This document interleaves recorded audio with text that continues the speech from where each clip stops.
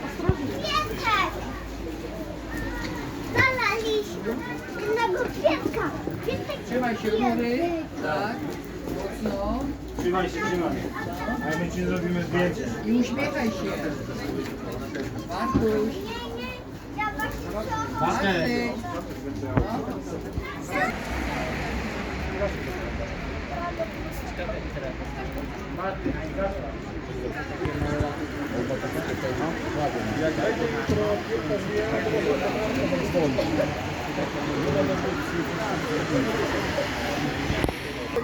Jak